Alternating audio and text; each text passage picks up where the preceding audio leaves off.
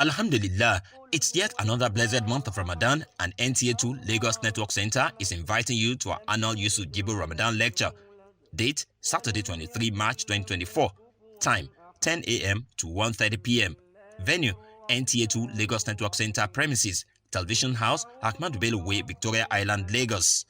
Guest lecturer Sheikh Abdurrahman Adangba will do justice to the topic, Total Reliance on Allah, Panacea to the Present Economic Reality.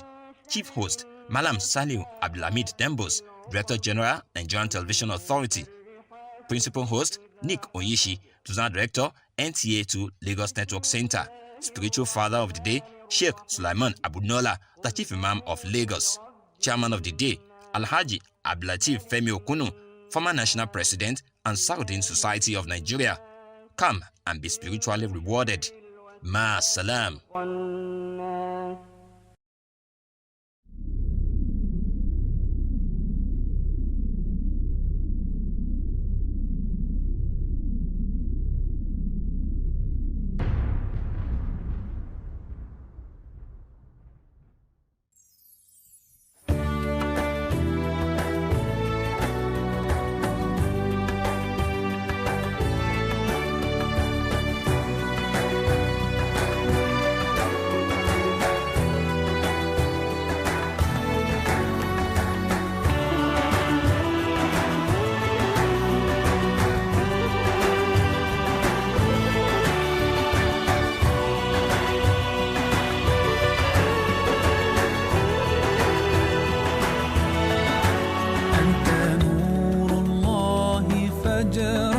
جئت بعد العسر يسرا ربنا أعلاك قدرا يا إمام الأنبياء أنت في الوجدان حي أنت للعينين ضي أنت عند الحوض ري أنت هاد وصفي يا حبيبي يا محمد يا نبي.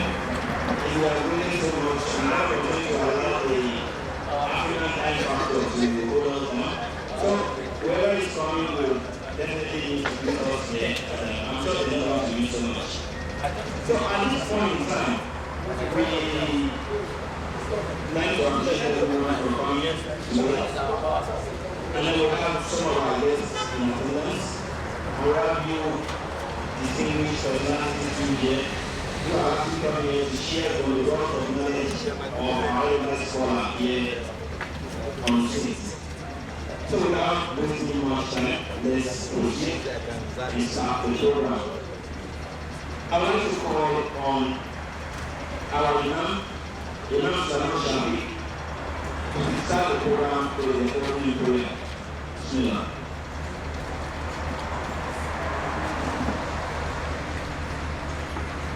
Assalamu alaikum wa rahmatullahi wa barakatuh. Alhamdulillah rabbil alamin. والصلاة والسلام على خير خلقه نبينا محمد صلى الله عليه وسلم. اللهم صل على محمد وعلى آل محمد كما صليت ورحمت وباركت على إبراهيم وعلى آل إبراهيم إنك حميد مجيد. We thank all our guests to present and continue to for our brother Yusuf Jibo.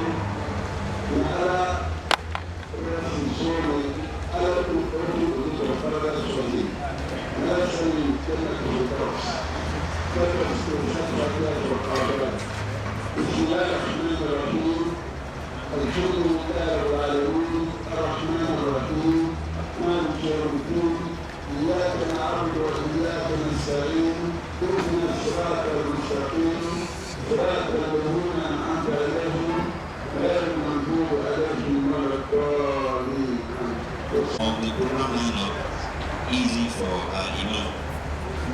Right now, I'll call on our brother Haruna Ismail. Please step forward and read from the Holy Quran. Brother Ismail, Bismillah. And please, like we know, when the Quran is talking, nobody else talks. Bismillah.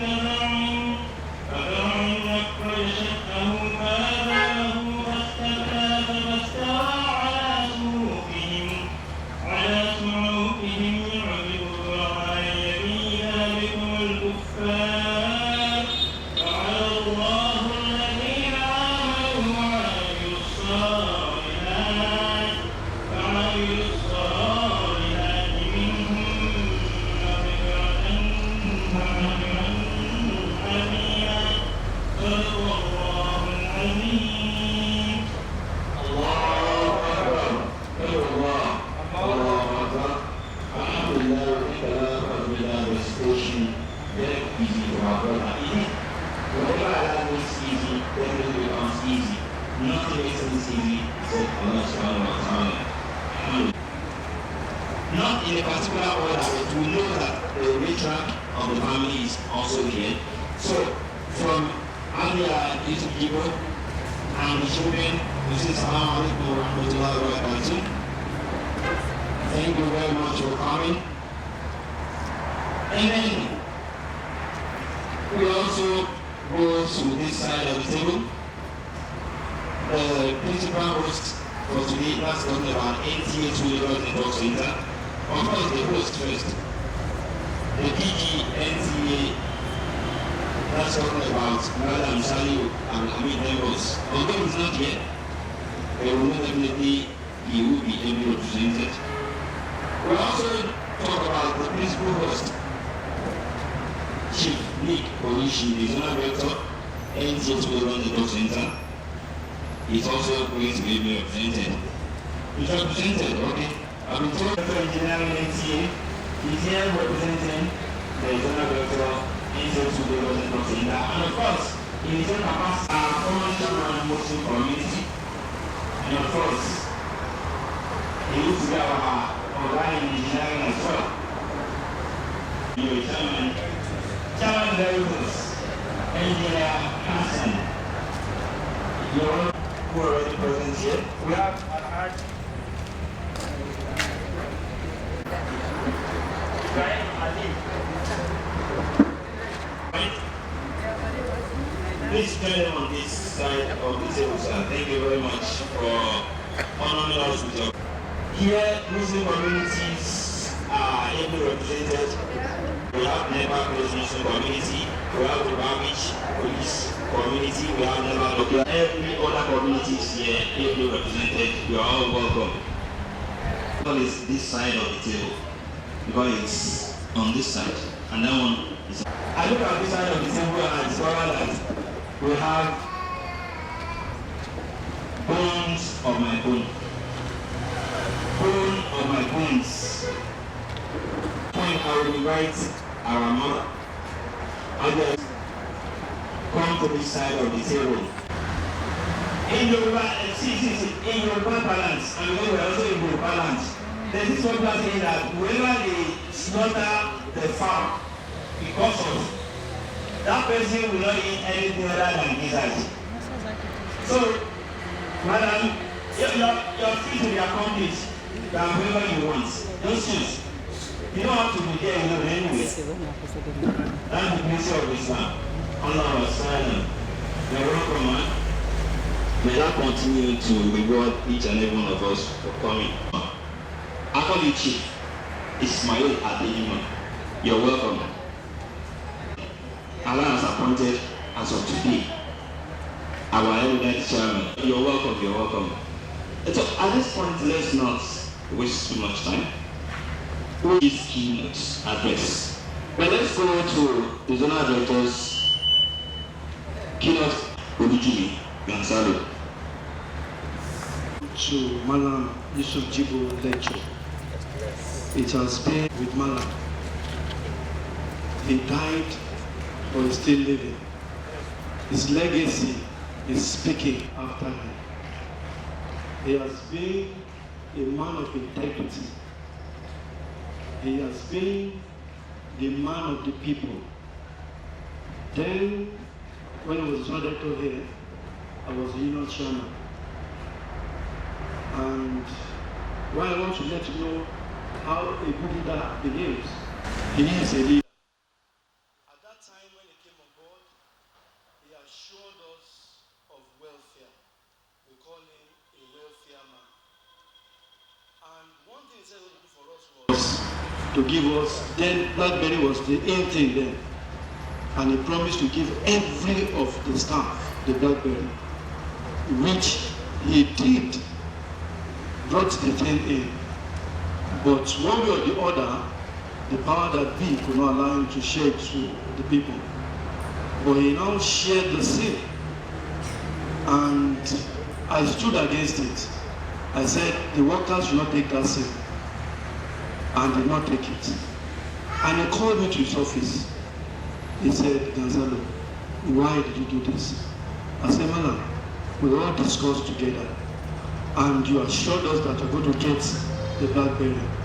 Since the tone changed, you have called me not to have posted in the world that you should go and pick. And then I will tell you that, okay, can you get us a small phone which you can put the SIM and use? He appreciated the advice.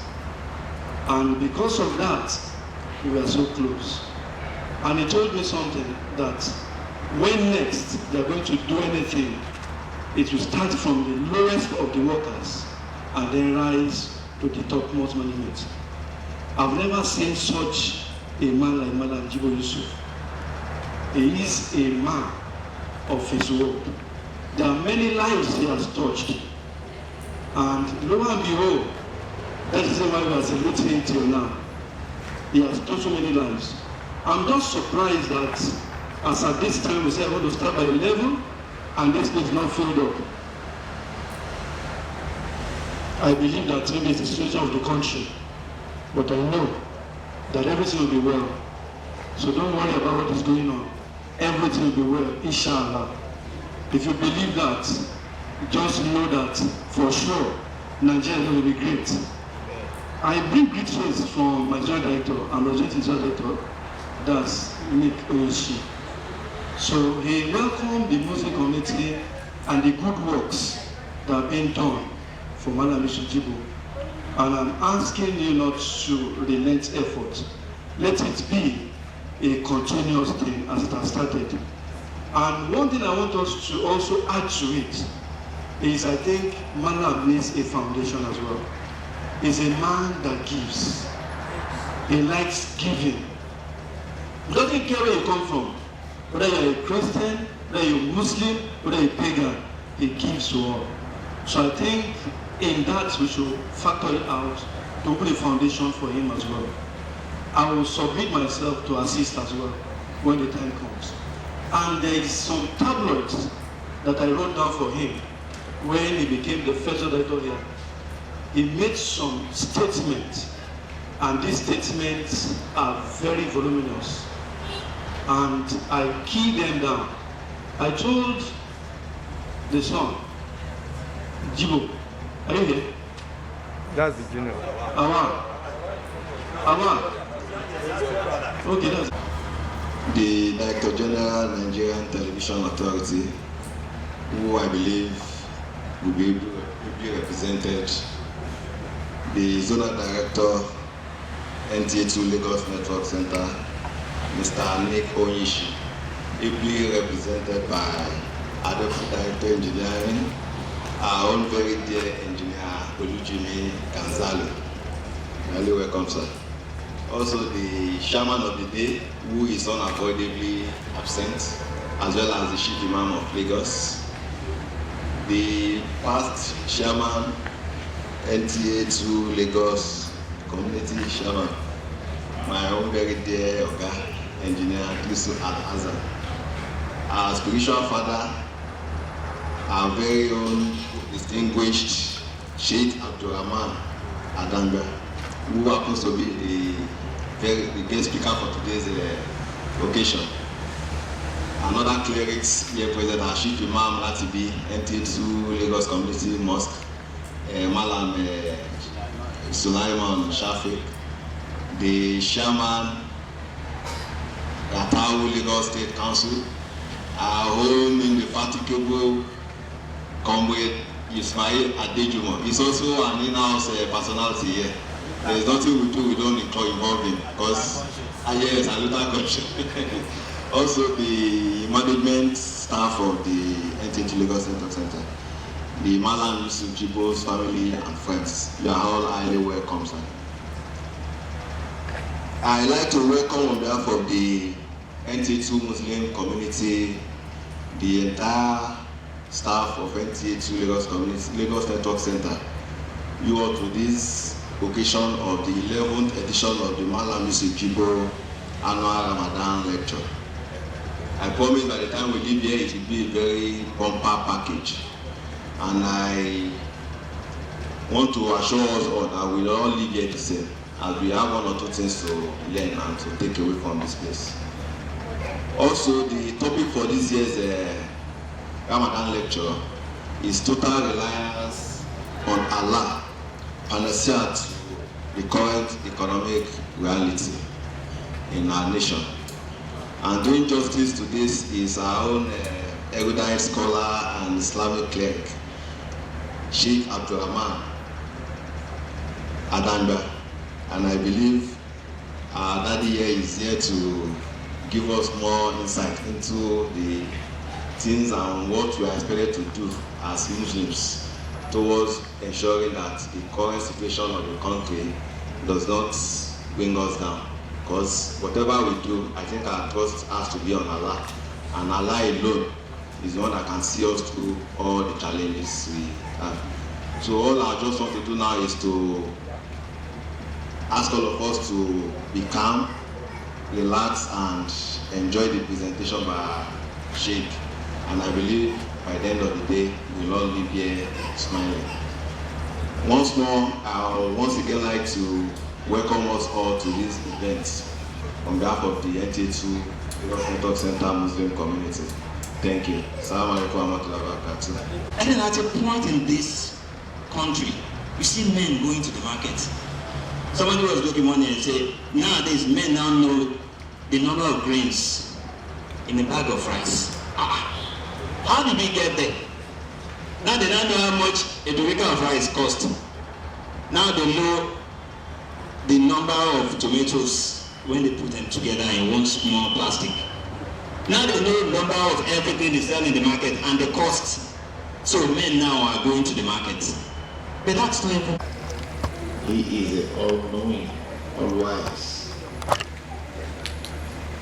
Our salutations and eulogies, praises belongs to the Holy Prophet Muhammad. Our eulogies and praises belongs to the Holy Prophet Muhammad, the first of mankind, to be bestowed with such an enduring Alhamdulillah Rabbil Alameen. There are protocols there. The NCA protocol are not a stand, so I wouldn't know who. But I want to say that all protocols are duly observed. The only protocol I will observe here, which is different from the protocol of the NCA, is that of the family of Mallam Yusuf Jibo.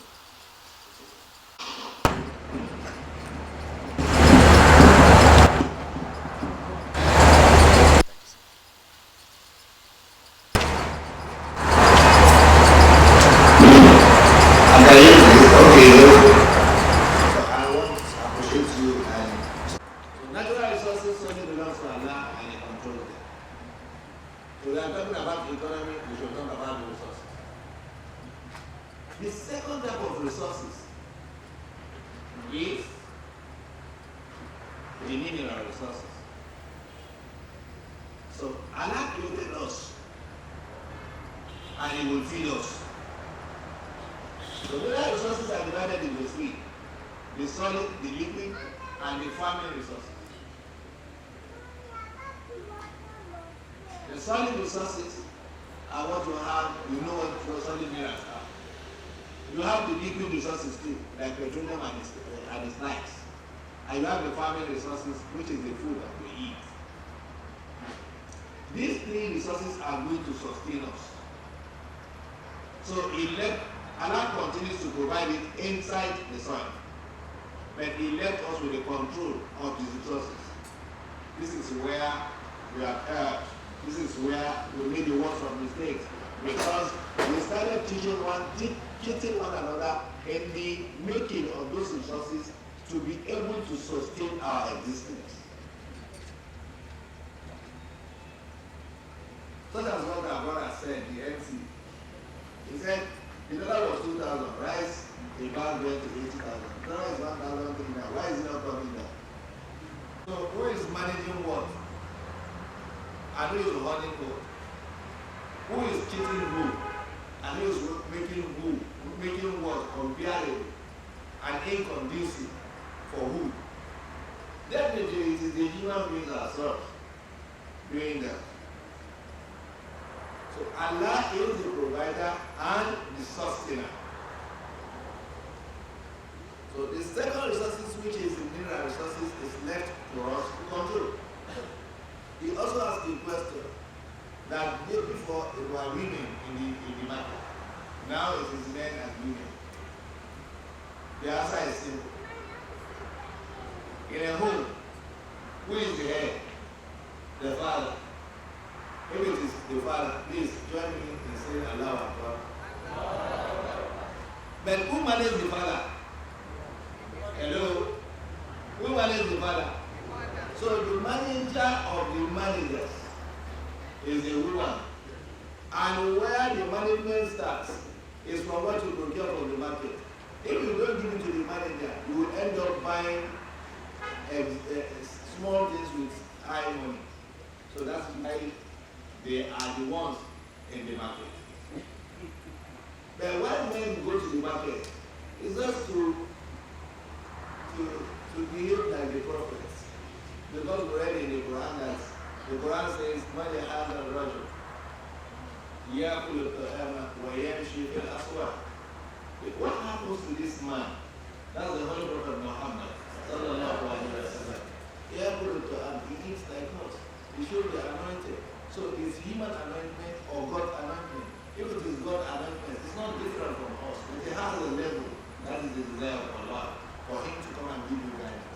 Therefore, if he goes to the market, it's nobody extraordinary.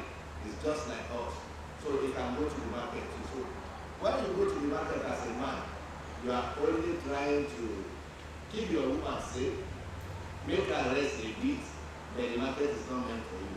Except you want to feed, you want to use £1 to buy what a woman will buy 30 shillings. So may Allah save us from that. And this is why where Allah wants us to partake in the control. He now gives us 3 tools. Number 1 is read, which means learn.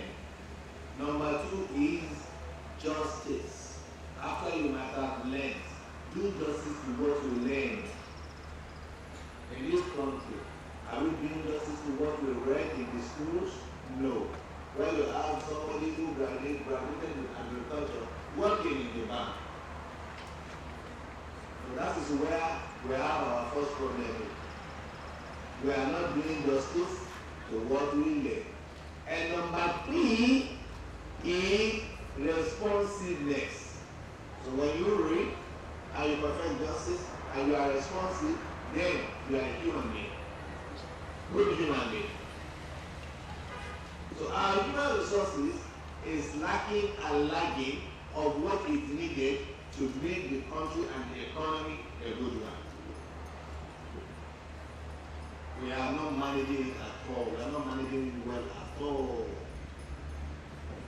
So everybody just wants to eat on minding the effects and defects of how he or she eats. Everybody wants to be in a position of minding the effects and defects of that position itself. That is why our understanding of the realignment that we call religion is lacking in many people. Many people don't understand what religion means. They think religion is Islam. No. They think religion is Christianity. No. Religion is your realignment with the ethics and the traits of good human being, as stated by the one that has the universal constitution, who is Allah. So how many of such have you learned? Let me give you a brief instance into it. To Allah, you have only one sin. If committed, you may not be forgiven. And that's why you find an associate with him. All of that things, it is when you offend yourself or you offend the other person that you are charged and penalized. And that's when you offend Allah. So if you do anything that is out of those 3 lines, training, which is reading, justice, and responsiveness, against the other person. It means whatever religion you want to represent, you are a cause. You don't deserve to be called a religionist. You don't deserve to be called a spiritualist. So let me stop there in that case of Allah. And two, the second actor is reliance. Let me ask you, what is the major thing with you that belongs to you? If you can answer that, then you now know what reliance means. If you call me my name, Abdurrahman Suleiman Hadamba, who am I?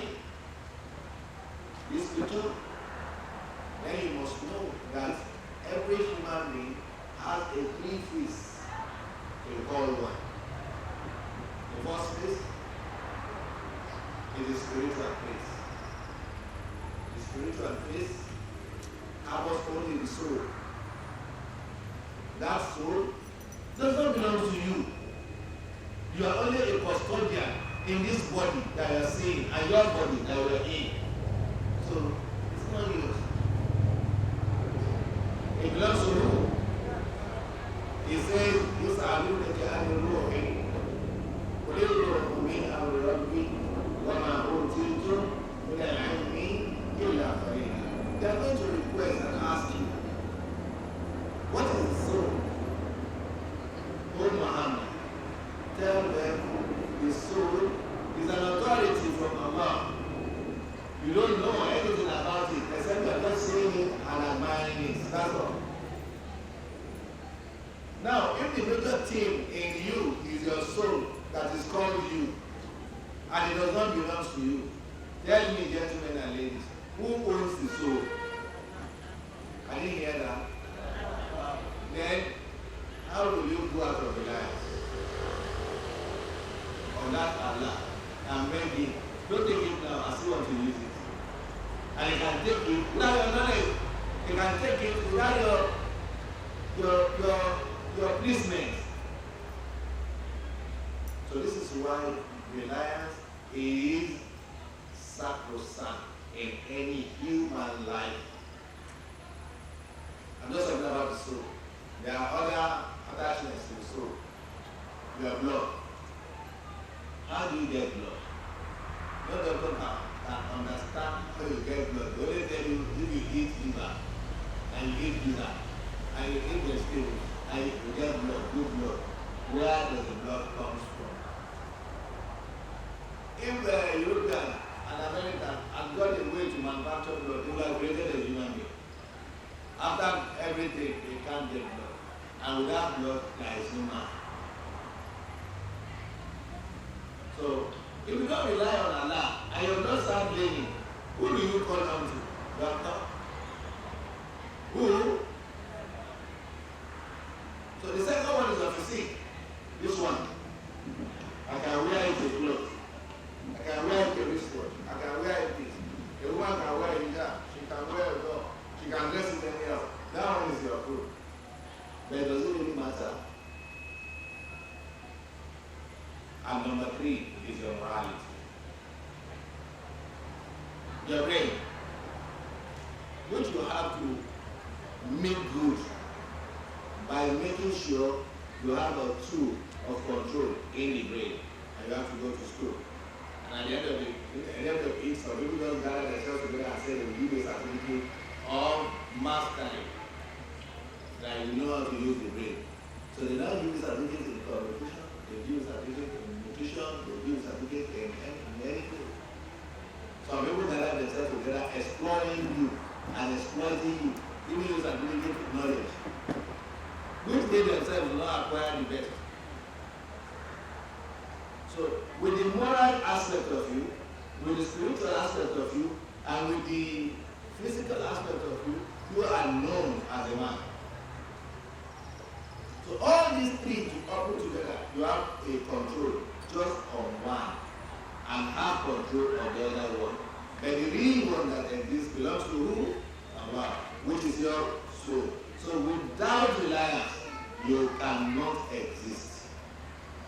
And that's why Allah says, الذين إذا أصابتهم مصيبة قالوا إنا لله.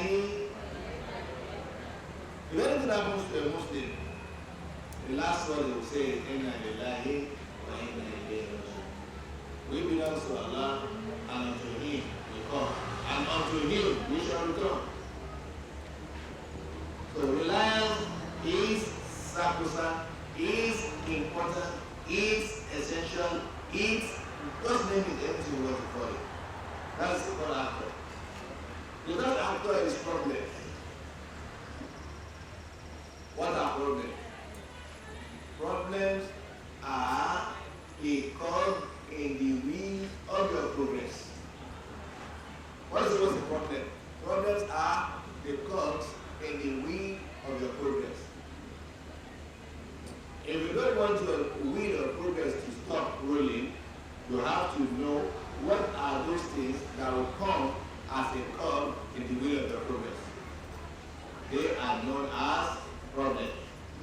There are categories, many. There are more than 100. There are more than 100. As a student, your problem is examination. As a husband, the problem is your wife. As a wife, the problem is your husband. As a parent, your problems are your kids. As a teacher, your problems are your students. As a television presenter, your problems are your viewers. So you'll be looking anywhere you are, the opposite will be your problem. So in the television house, all you want is to give us a better product so that they say NTA2 are trying. Total problem, that's your problem. So what are those things you are going to provide to make you work well? As a father, what are those things you are going to provide to make you a good man at home? As a wife, what are those things you have to know to make you a good wife? So, to understand a problem, you must know the equality and equity of your being. The equality and equity of your what? Of your being. In Beijing, I think it's 2004 now, 2002, they took all women to Beijing, where they brainwashed them. What did they tell them? The equality of gender. Abi, is that not so? There they brainwashed them. What is the equality of gender? It's true that there is gender equality. But it's not true that men and women are equal. No, they are not. Men are 5 times better than us. Because our equity is to provide. And that equity is to maintain and manage. The moment a woman becomes a provider, she has usurped the equity of the other gender.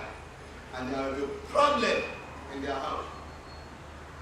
And the moment the man says, okay, my wife, don't worry, I'll be cooking. So, we should understand the equality of our being and the equity of our being. So, if by knowing that we still see problems, it means we don't know it well. Because by knowing that, we know the status of what the problem is, and we have known the result or the solution of what we are going to give to get it. But a general problem after knowing this, to all human beings, which the civilized world have taken care of, and we in this developing world have not taken care of, that is one singular problem: wastage. What I call it? Wastage. We are very wasteful. And Allah said, Inna Allah la yuhibbu al-musrifin. Allah does not like those who waste things. We are coming to that. So that is about problems. And the last one is, which solutions should we give to get out of this problem? That is the fourth actor. We know something we call provision. But if we provide, Must we provide alone and leave it there, or provide and preserve? So we must preserve. Solution to our economic woes is we lack preservation. Solution to our economic woes is we lack moderation. Solution to our economic woes is we lack partnering. We don't partner. We believe we can stay on our own without the other person. It can never be possible. It will never be possible. Let's demonstrate just one thing now. Please, can anybody raise up your hand? Let's raise up our hands. I want to ask you, who owns that hand you are raising up? No. You are allowed to, your hand, you are the one raising it up. So who owns that hand you are raising up? Five. All of us will say this hand belongs to us. Abi? If it belongs to you, please, take a agree. But do you know you are lying? Let me demonstrate for you that you are lying. Please check yourself. Don't shake the other person, yourself, one with your hands. So check yourself. Check yourself. You find it okay? But I should the other person beside you. You find it okay? Now answer me. Does the hand belong to you? That ideological instance, we fail to recognize from the beginning of our existence, and it has been run off us. I will believe we own our hands, we own it. You don't own it. The other person owns it. Even as a man, with what I am known as a man, that lives with me and they call me a man, I own it. No. Your wife owns it, or your wife owns it. If you don't give it to them, you are useless as a, what is the most useless thing in the world? Even the water in the gutters are useful. I don't even know what to call the most useless thing on the earth. You are as useless as the most useless thing on the earth. So it doesn't because anything on us does not belong to us. My mouth now, I'm talking. I own your ears now. Because you have to use it to listen to me. My eyes is looking at you. All your eyes are set on me. So for this period, I own your eyes. So everything about you, everything about creation is interchanging. The moment we don't interchange, our first problem is we are wasting that food in our body, and so we are not going to be comfortable. B, moderation. We have to differentiate and distinctly know what is the difference between wants and needs. A lot of us desire wants. I want this, I want this, I want this. Before you know it, your home is jam-packed with a lot of wants which you don't need.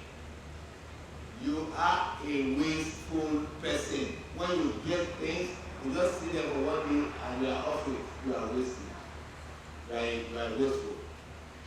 But when you need something and you know the need is going to extend for long, by taking it from another person, you are not going to disturb the person. Why not just get what you need? And other things you have to borrow for 1 hour, 2 hours. Why don't you let somebody have it and you borrow it from the person and pay him and take it back? So that you don't bombard your house with nonsense. In this part of the world, I have a house too. When I was building the house, I wanted to build a penthouse. Something just said me, stop lying. When I now grew up, I regret building an upstairs. And I build a bungalow, just walk in and walk out. Sometimes I leave my bedroom upstairs, stay downstairs, and don't go back to the bedroom until it is night when I want to sleep.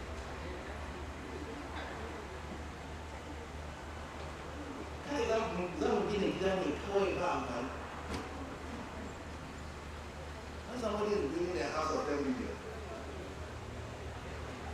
That's still not it. My house is 5 bedrooms, and so what? Do you need 2 bedrooms? And I'm not boasting of 5 bedrooms. So when you get to the West, and you tell us, come and see my house. I bought a house in America. And now when I went to America in the late 90s, and I saw my friend, where is the house you bought your house? He said, come and see, this is my house. The house is 2 bedroom. And one of the 2 rooms, the master bedroom, is not even up to my lobby. My own lobby, we are in Nigeria. And I look at it and say, which house are you boasting of that you have a house in America? And later I sat down to think, you don't need more than that. So building something that you will not need later on is a waste. Our problem number 1 and general problem to the world is wastage. So if you are not moderate and between what you need and what you want, then you are a wasteful human being. And the economy will tell on you adversely and negatively. And the last one is partnership, which I just explained earlier, that some things you don't need, you just need them for hours.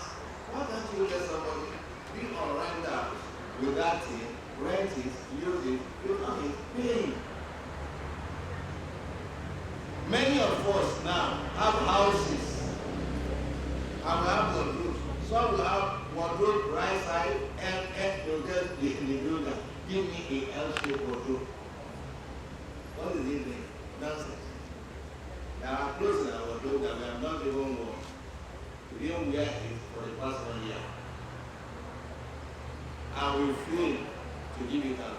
And we'll see people that need it. And will now die and they will now be fighting on their inheritance.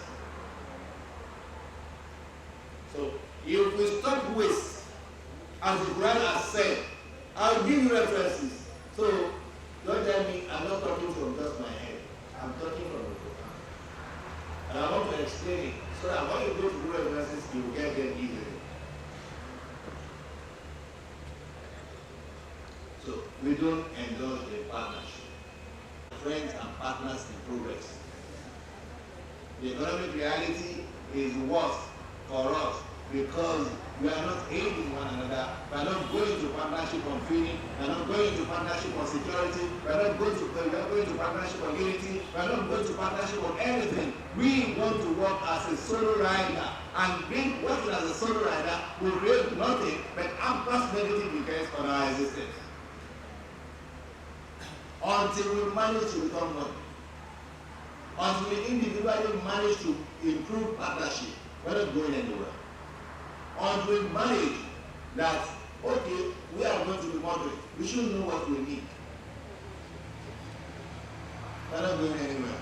Until we know that the fear of the unknown will stop corruption, then we are going somewhere.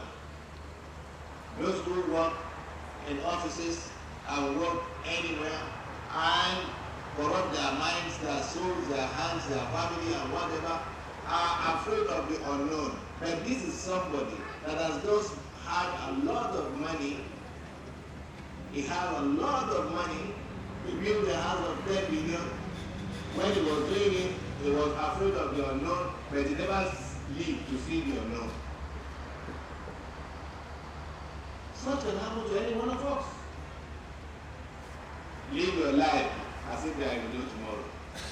And live your life as if tomorrow will be forever. Now the last thing before I drop this microphone is, let us ask ourselves, are we living for competition or we are living for contentment and conviction? People are living for competition. My child is better than your child. Yes. My child is attending Devil's secondary school. And your own child is attending a public school. Who is man here? Who is that? The child is attending a private school and you are happy. Let me tell you how stupid you are. You are not going to break the head of your child to put knowledge here. Your child is going to go through the simultaneous and be able to teaching like other children in the public school. But they will collect so much money from you, and you ask them, is this just for 1.2 million? Now I'm just paying my own. There are schools that are 2.5 million for a month. They say, yes. Now, this same school will now tell you your child has to wait for lessons in the afternoon. You say, yeah, because I want him to learn more. Just look. Now you know how stupid you are. How foolish you are, you see it now. And when they tell you your child, you are paying 2.5 per term. And when they tell you your child is going to wait for lessons, they tell you you pay another 400,000. So it's not to be now pay for another 400,000. Who is stupid? Why don't you ask them that? You 2.5 are paid in the morning. Why are you not taking that one? Who is coming to teach you? They say the same teacher now. It's not an engineer that's going to teach you. It's not a malaika that's going to teach you. And you are still collecting money for an afternoon. Am I weary? Am I stupid? I will pay. I want to ask you questions. All national competitions. How many private school kids have you seen that won national competition? Public school are not only national competition. The public school we are on. The public school don't want to our children to go there. Now, the least effect that has happened is that all your children in private schools are now joining course and under your nose, and there is nothing you can do. Many reports we have read on newspaper and electronic media that these private schools, what the kids does in the schools is negatively overwhelming. But in a private school, we are not creating partnership in private schools, but there is partnership automatically in public schools. We work and dine together. We carry our buses to our side. We walk home together. In private school, nothing like that. They can't drive in carry you. You don't even take your friend who lives alone. Everyone has one group. We have cut ties of relationships.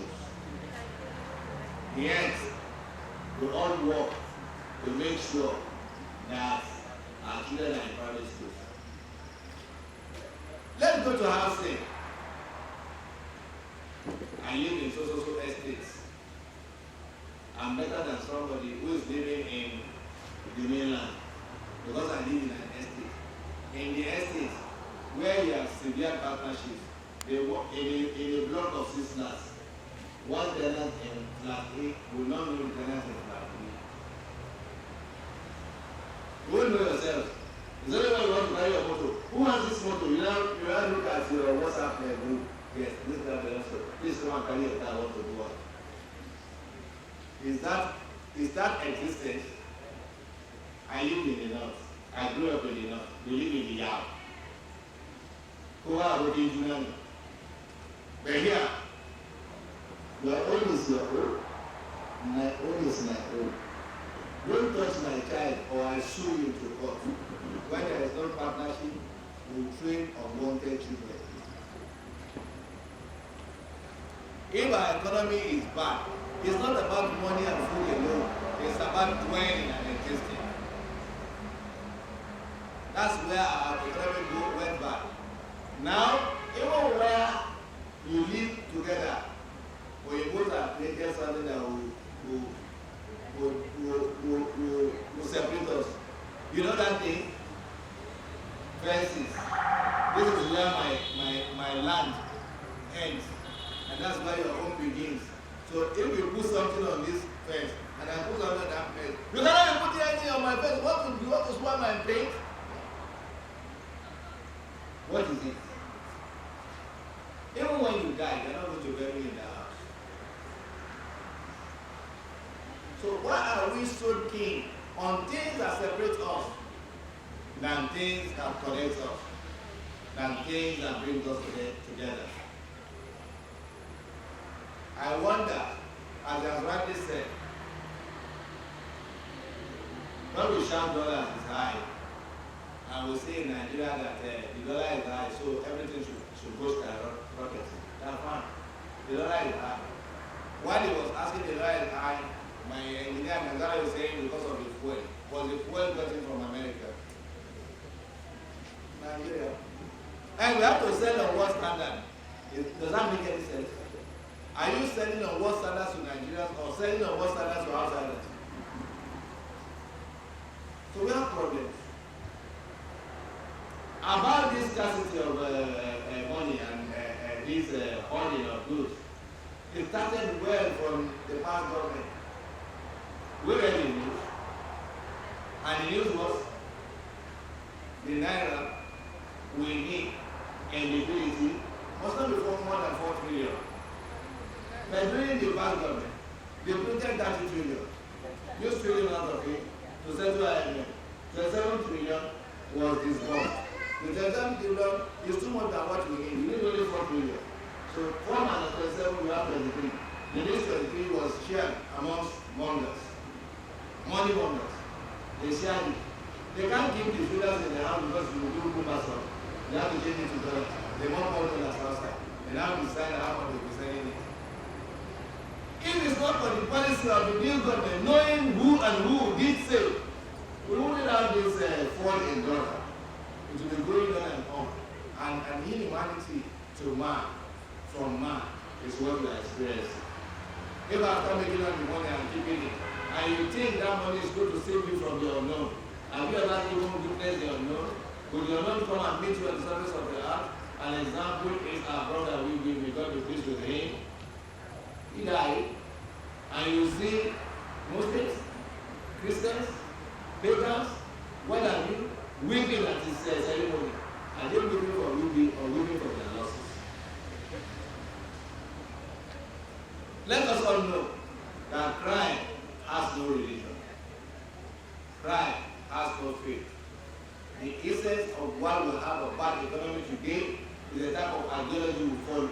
An ideology of oneness, selfishness.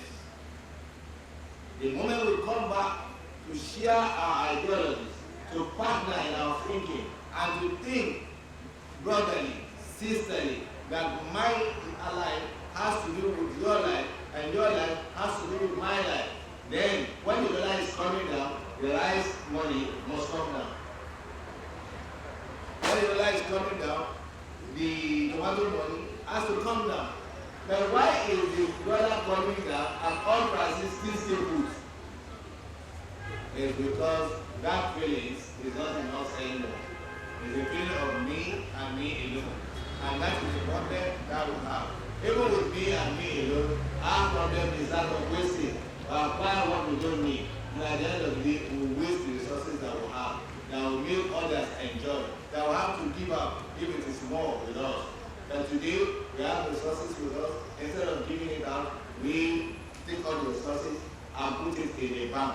And those people who are wiser will go to the bank, they will take the resources and take it for the youth at the smaller rate, and the bank will give you a mega amount and say because we kept people there. Why do you need to keep money? And none of us read Surah to Lumaza. It says, I would like to take on what Egypt. Let's recite it with a way done. The only Lumaza. So the mongers, the slanders, lie hungry, slandering, Allah calls them. And it says, Alladhi, those who gather money and put it somewhere and start counting. Today, I'm 100,000 rich. Tomorrow, I'm 3 million rich. And you put the money there, they are not working for you. You just left it there. You can imagine how stupid and useless you are.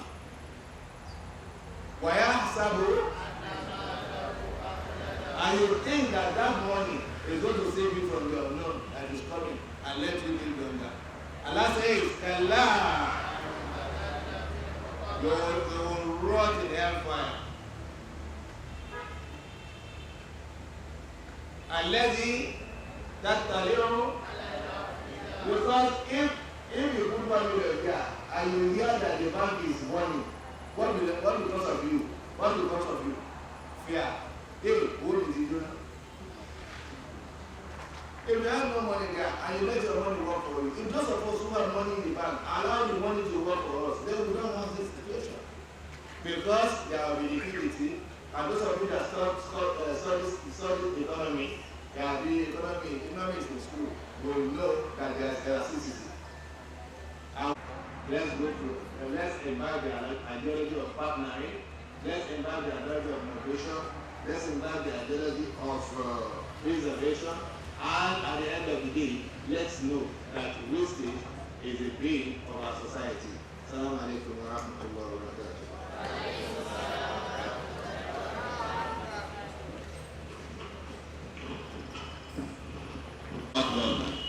Indeed, it's been a thought-provoking lecture. As usual, our Sheikh has also hit our conscience. He has succeeded in taking us a session. So, I'm sure some people might have one or two questions for our Sheikh. So if you have questions for our Sheikh, please signify by raising your hand, and then we'll bring the microphone to you. Assalamu alaikum wa rahmatullah. So my question is not about the topic we had today. My question is about the businesses we do today. That some people used to, let's say, used to sell laces and clothes at the market. So when the retailers post it on the media, we now post it to our customers. They will give us maybe at the rate of 30,000, and we post it to our customers for 35,000. Please, sir, is there any thing on that money that you used to add on them? Is there anything? And what's what that is usually? No. I know. Chairman Adanga, before starts, I know you came from a childhood. Okay, I know you came from a childhood. Okay? I think one of your sons, Banki Shoaib, were costmates. Oceanograph, thank you, sir. Also, I don't have a question. Just observation. Thank you. Which I know without the opportunity. I'll appeal to you to put pen on paper, e-article, to advise these bonders, these politicians. As I gather here today, I'm expecting that we'll see the chairman, local government chairman, the senators, but we can see, check out the category of people out there. We are lesser people, of which I know you have that opportunity. You can go to the symposiums or something like that. Just put pen on paper. I want to see one of your articles. You understand? And then give them advice. That's what I want to say. Comment. Now, thank you very much. I want to answer them. So, I've been in oceanography for long. I've been thinking. The think tank is, how do we change the world to become a better place? Are you with me?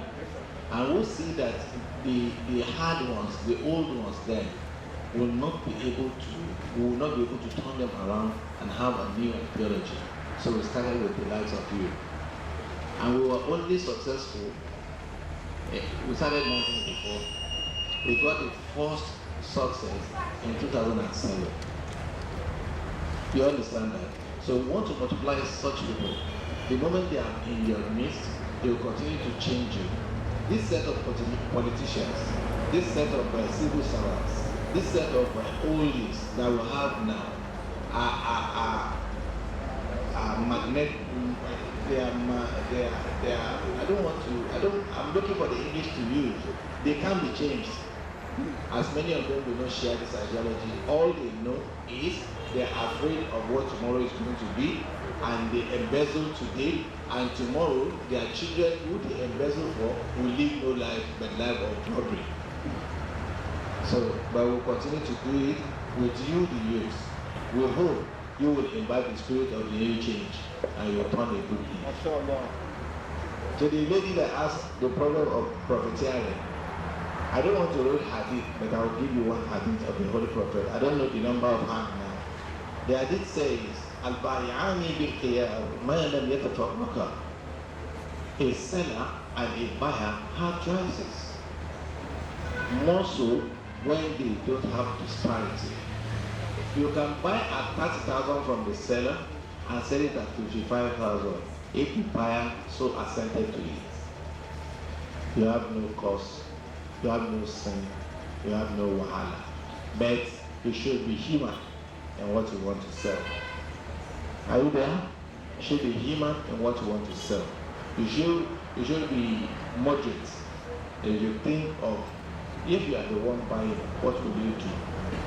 The Holy Quran stated categorically and emphatically that in the Malibaya, Mithulu and Riba, profiteering and usury are alike, but they are similar. But Allah make lawful profiteering and hate riba.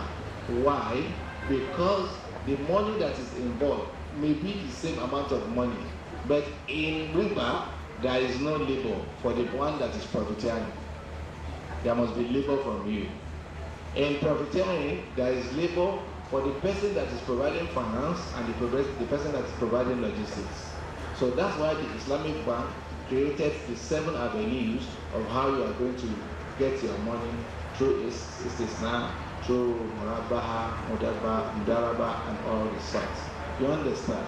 So if you are going into anything, make sure you go into partnership. When you go into partnership, you make a lot of profit. We are many in this country, Muslims, Christians together. One couple will go a long way when you profiteer. I will remember vividly, in 1993, McDonald's came to Nigeria from America. It was during Babangida regime. And they were asking Babangida to just allow them to sell their products with 1 kobo profit. That if they could sell 1 million of their products in a day, how much is that per day? And how much will it be per week? And they are going to be working 7 days a week. And how much would that be in 365 days? So if you put 1 naira and everybody is able to buy, and there is no hoarding, and there is no pain from those who want to use it and they cannot get it, then your profit in the sight of Allah will be blessed. To everyone. Assalamu alaikum. My name is Abdulrazak Jibo. I want to appreciate the presentation of our Sheikh. May Allah continue to support that for us so that we can benefit from your immense knowledge. My question is like this. I want to use an illustration. The first one is, I could remember when I was an undergraduate, we were in a class of about 500 students. So our course rep did something. And we had the material that we were supposed to distribute to the whole class. So we distributed to everyone, and you know, he had a copy to himself. So the lecturer in charge now asked him that, where is your copy? He said, I've distributed to everyone, but I don't have a single copy. Lecturer, in the presence of all students, informed him that next time you take your copy first before you share to others. So I can't forget, it's over 15 years now. I can't forget that statement that the lecturer made. So coupled with what you are telling me right now, we should buy trait of selflessness. And what we also observe in our society today is that when we try to display the act of selflessness, people see you as a fool. So what is the Islamic panacea? How do you perceive this? That when I have something, I should consider other first above myself, or I should take my own portion first before others. What does Islam say about this? Thank you, sir. No, thank you. Do you want to copy the Holy Prophet? Khadimu, the leader of a group of... Is it right? Do you believe in that? So, the leader, any way, anyhow, anywhere, before you take your own. That is what is that makes everybody becomes a thief. 4 people went to somewhere on a visit. They were given 3 loaves of bread. They go to divide it. Out of the 4, 2 of them said the 4 of us. And one now said, and what do you want us to do? So that all of you could eat. descends. It is only when you share with love that the mercy of God will descend. The mercy of God when the leader is. And he was satisfied. Who will say, I will take mine before the others, does not believe and rely on Allah. God does not come with selfishness. The Prophet ﷺ said, man, you will be alone in hellfire. You must be entangled within the midst of people. And when you share, the love of Allah will descend and mercy will follow. In the dua bayn al-habibaini mustajabun, the prayer said by two friends, sincere turned unaccepted. So please, as Muslims, we should always consider others before ourselves. And that's why it says, La yu'minu ahadukum, none of you is a true believer until you love for the other person. It doesn't say until you love for yourself what you love for the other person. Until you love for the other person what you love for yourself. So the other parties are on your right. If I give you my responsibility, then it's your right. If you give me your responsibility, then it is my right. So we've been telling our government to erase all rights, give responsibilities the moment we find a suitable life to live. Is it proper to share what everyone deserves based on grade levels in the house where the woman cooks?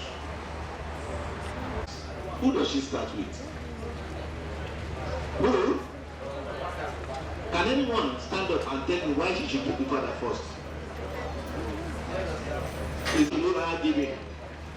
Because if that man dies, all of you, if you are feeding the father, you are not feeding the father for feeding sake. You are feeding the father. In every establishment, one person will be the leader. That person will. Leaders and their deputies are not considerate.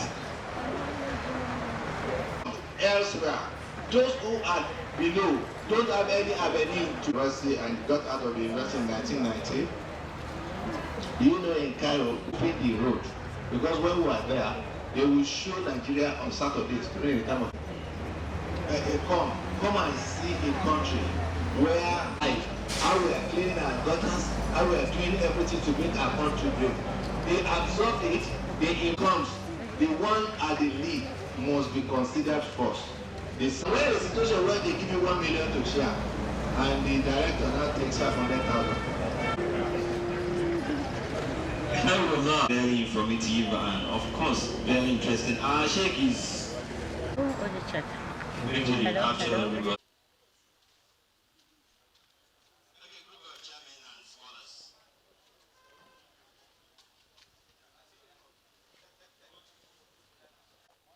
And I would like to share more light on this, on how we can go forward from this. Because these points that you actually made are the realities. Have your full name and designation for record purposes. My name is Fadilati Sheikh Abdurrahman Sulaiman Adangba, the Chief Imam of Adangba Central Mosque in Idimu, Lagos State. Okay, so can we have a more summary of your message to this event? Yeah, my take from here and why I have to deliver the message is to make sure that we change our mindsets, the ideology of what we have been existing from 1972 till date. We are the architect of our own destruction because we have destroyed partnering among ourselves. We believe in selfishness, and selflessness should be the order. Number two, we are afraid of the unknown, and that unknown still represents the name unknown. So why are you afraid of the unknown when you don't even have any power on the unknown to quell the unknown or put back the unknown to a known position? So don't be afraid of the unknown. As such, don't embezzle. As such, don't steal. As such, don't be corrupt. Make sure you invest in others. And while you invest in others, any day you have a problem or a calamity, people will rally around you. What we have of Yusuf Jibo here is Yusuf is an epitome, an example of a human being in human face who understands humanity, which is the first religion of mankind. So that is why when we want to emulate him, We are emulating what are the actions and interactions he did while on earth. He considered everybody to have the right to justice. He considered everybody to have the right to kindness, and he considered everybody to have the right to responsibility when it comes into giving shares of whatever belongs to everybody. So, and number three, you see, the 1984 slogan of the National Orientation Agency is about war against indiscipline. And what we're taking then is trying to change the ideology of Nigerians to see ourselves as one step before the other. So we are not wasteful. We are not. We don't rush in at bus stops. We don't get things we don't need. We are made to understand that adequate movement in things we should use for ourselves is a needed ideology. Is what we will put forth so that everything will be okay. But when we live in competition, we are not living in conviction. We are not living in contentment. Therefore, we will not be orderly. And when we are not orderly, there will be no life. Thank you so much, sir. Thank you. God bless you. So we employ all our people here today to take lesson for the life of this our very selfless leader who have served meritoriously and departed this world. We pray to God Almighty Allah that He will continue to rest his soul and grant him JANNATU FREEDAUS. Assalamu alaikum wa rahmatullahi wa barakatuh. All has been said, but I must add a little. Late Mallam is an embodiment of humility. At work, you don't even know who is the senior while he was our leader here, both in the mosque, both in the office. And I tell you, he's knowledgeable in every aspect of life. Quran, economics, even engineering, and what have you. You must prepare your mind and brain to stand with him if you are dialoguing with him. It never mind to him. He stand with a better argument, even if you are the most star and you can prove yourself in whatever you are doing. He takes to that, and that goes on. One thing he did that was so remarkable to me, there was a time they were going to appoint a DG for LTA. All of us thought they would have appointed DG LTA that moment. We were with him, and Magawata was appointed DG. Do you know what? He was dancing and celebrating. And we were like, we expected that he would be the DG. He said, never mind that it is him. That Magawata is his friend. And whoever Magawata becomes, is as well as him. He was jubilating, calling people. We were surprised. Ordinary other people would be annoyed, but he was never annoyed. When we were going further, he later told me that when I knew that one of Magawata's children is with him, I didn't know what to say again. So that is the kind of person he is. In part of his leadership style, he created a t-shirt for all his staff, 3 different types of t-shirts, so that we can look like same. He said every Friday, second Friday of the month, all the staff, including himself, will wear one and jeans, so that he doesn't even know who is well dressed and who is not well dressed.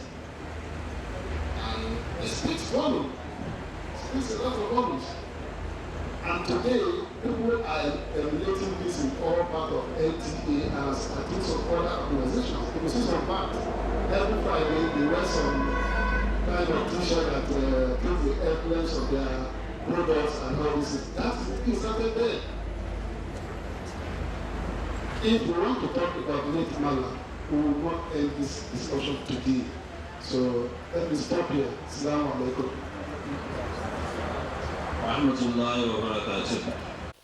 Okay, sir. Today we are here at the 11th edition of Mallam Yusuf Jibo Ramadan lecture. What should be the take-home message from this event, sir? Thank you very much.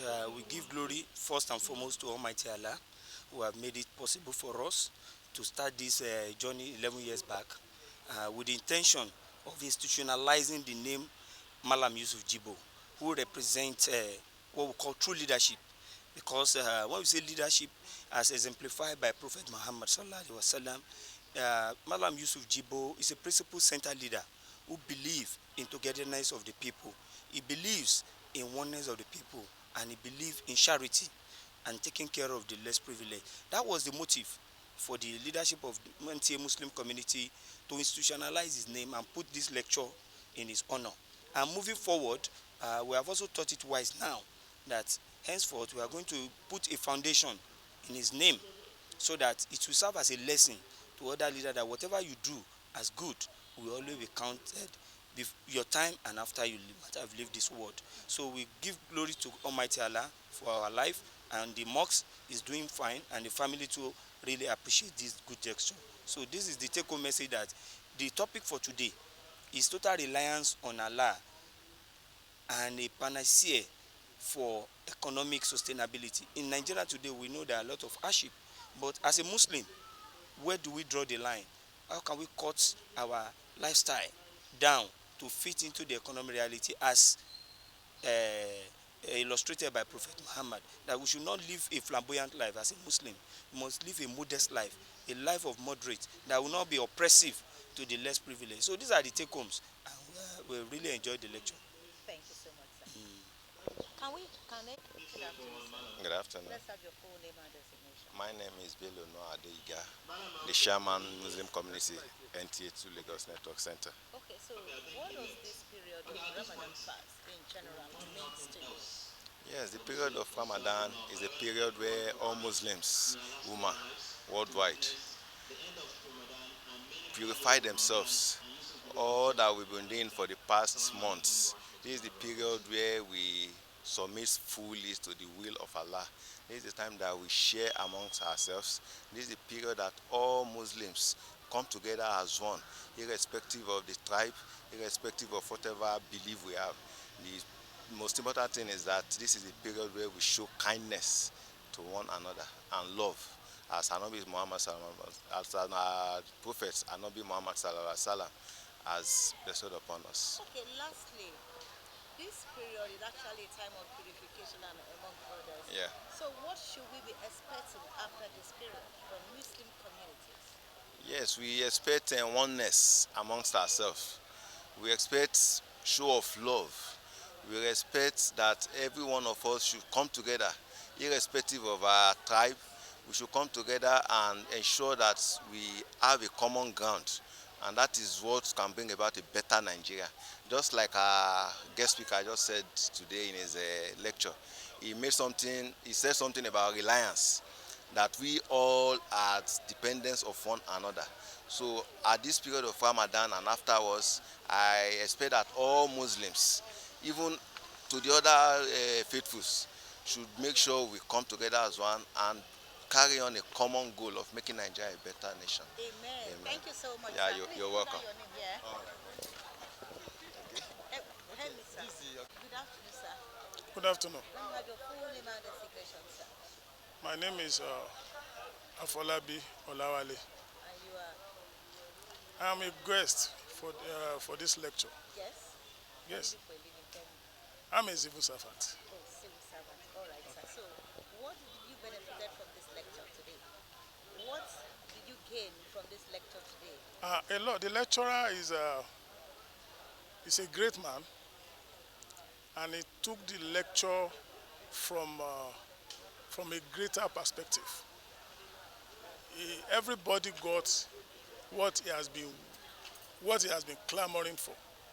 He gave us solution to the economic problem of Nigeria. He gave us the genesis and how we can get solutions spiritually and even physically and the policy that government supposed to have implemented, and the one is we are expecting government to implement. And he told us the reason why we are in, and he assured us that if we have started doing things right now, we will get out of the economic crisis. Thank you so much. You're welcome. Please let me put down Oga's name. Okay. Good afternoon. So let me have your name. Mallam Yusuf Jibo. Okay, so tell me, what have you gained from this lecture today, and what does this period of Ramadan means to you? Spiritual cleansing. It's a way for me to start afresh. Like normally when you sin a lot, you have a lot of things going on, and then this period is just one that lets you calm down and reassess yourself and to further plan ahead. How do you want to be better, not just in your religion but as a human being? How do you want to make yourself better, not only to better yourself but your community, socially, economically, and in all aspects, honestly. And this lecture has let me know that everything is possible. I just have to believe that it is possible and place my trust in Allah and know that anything can happen. And the spiritual cleansing that I hope for, that if I work hard enough for it, I will get it, inshallah. Wow, thank you so much. Thank you. Please put down your name before you. Good afternoon, sir. You are good to go. So let's have a summary of your message to this event. You actually went on a sustainability of good legacy. So can you shed more light on that? Yes, actually what Mallam stood for was about integrity, about good leadership. That was the epitome of the height of which I spoke about him. And I had a one-on-one contact with him, and I have eyewitness of the legacy he left behind. That everyone around him can testify to his goodwill and good works that he has done in this place. He has a lot to offer, especially when it comes to welfare to the staffs. And that is why you see whenever there is something like this concerning him, everybody wants to be there. He's a man of many parts. A man of many parts. So what do you have to say to the people present and Nigerians in general in order to sustain this? Well, like I already said, that what Yusuf Jibo stands for is legacy, not just the annual lecture. They should have an NGO whereby they can distribute his way of, that is his calling to people around, like helping the needy and the poor. Thank you so much. You're welcome.